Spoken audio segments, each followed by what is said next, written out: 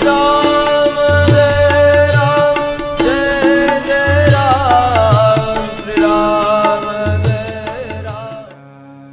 સિયારામ, જય રાઘવ. શ્રાવણી અનુષ્ઠાન દિવસ 27 એટલે કે વિરામ દિન. કથા વિસર્જન હોતે હૈ સુનહુ વીર હનુમાન, રામ લક્ષ્મણ जानकी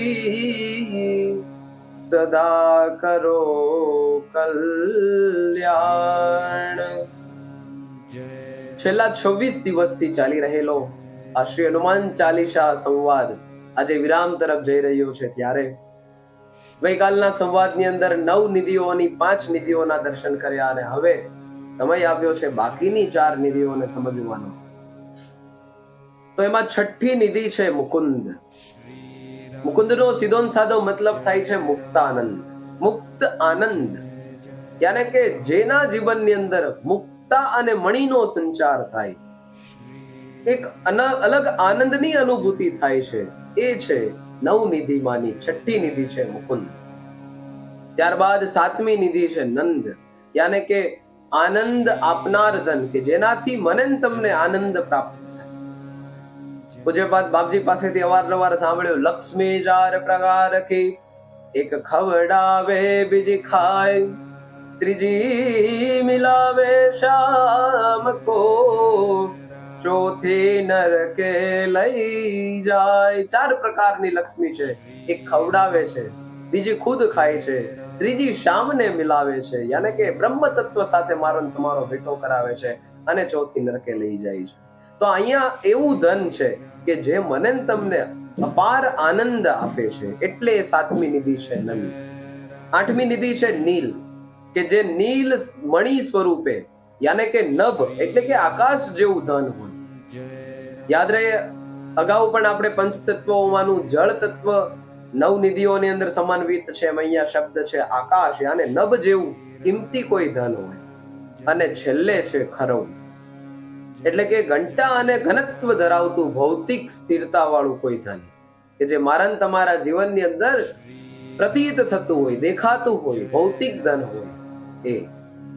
એટલે આ અષ્ટ સિદ્ધિઓ અને 9 નિધિઓમાં બાકીની જે આજની નિધિઓ છે એમાં મુકુંદ, નંદ, નીલ અને ખરવ એમ 4 નિધિઓ. આવી રીતે કુલ 9 નિધિઓ અને અષ્ટ સિદ્ધિઓ ના દાતા એટલે શ્રી હનુમંત.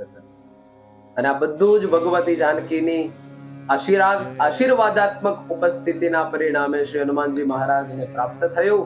અને જેટલા હનુમંત આશ્રય બને છે બધાને શ્રી હનુમાનજી મહારાજ અષ્ટ સિદ્ધિ અને 9 નિધિઓ પ્રદાન કરે છે. કેટલું કહેવાય ગયું છે, પણ ઘણું બધું કહેવાનું બાકી છે. કારણ કે તદપી તવ ગુણાનામ ચ પારમ ન યાતિ. છેલ્લે તો આ શબ્દ પ્રયોગ કરવો જ રહ્યો કે હનુમંત તત્વને આપણે ગુરુ કૃપાથી જે સૂઝ્યું છે એને બસ આપણે સમજવાનો છેલ્લા 27 દિવસથી પ્રયત્ન કરતા હોઈએ છીએ. આમ તો રામચરિતમાનસના આશ્રય છીએ એટલા માટે ચોક્કસ એ વાતનો આનંદ થાય છે કે જ્યારે શ્રી હનુમાન ચાલીસા સંવાદનો શુભારંભ થયો ત્યારે આવી કોઈ અપેક્ષા નહોતી કે 27 દિવસ સુધી સંવાદ ચાલશે.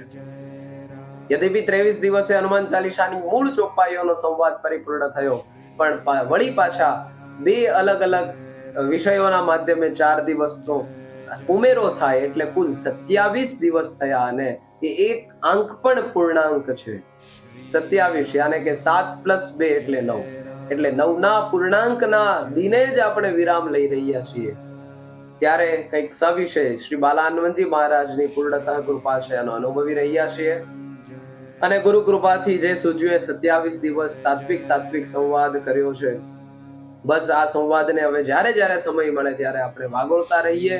અને શ્રી હનુમાન ચાલીસાના જો 17 પાઠ કર જોઈ, કે જેટલા આ હનુમાન ચાલીસાનો પાઠ 100 વાર કરશે, છુટ્ટહી બંદી મહાસુખ હોય. એટલે સમય મળે ત્યારે અને તેટલા પ્રમાણમાં આપણે હનુમાન ચાલીસાના પાઠથી આપણા હનુમંત તત્વના આશ્રયને ક્યારેય ન ભૂલીએ એવી અભ્યર્થના સાથે આવો સાથે મળીને આ શ્રાવણીય અનુષ્ઠાનના 27 દિવસનું જે કંઈ પણ ફળ એકત્રિત થયું છે, બધું જ ફળ શ્રી બાલા હનુમાનજી મહારાજના ચરણમાં આપણે સમર્પિત કરીએ અને વળી પાછા આવા દિવ્ય કોઈ સંવાદ સાથે આપણી સનાતની અસ્મિતાના નાતે, રામ નામના નાતે હું તમે પુનઃ મળતા રહીએ તેવી અભ્યર્થના સાથે અચ્યુતમ કેશવમ શ્રી રામ નારાયણમ કૃષ્ણ દામોદરમ શ્રી વાસુદેવમ ભજે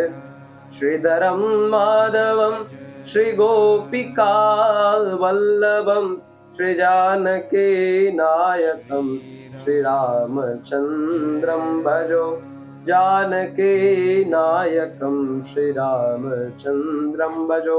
તો વળી પાછા આવા કોઈ સંવાદે આપણે પુનઃ રાઘવ કૃપા થશે ત્યારે મળતા રહીશું.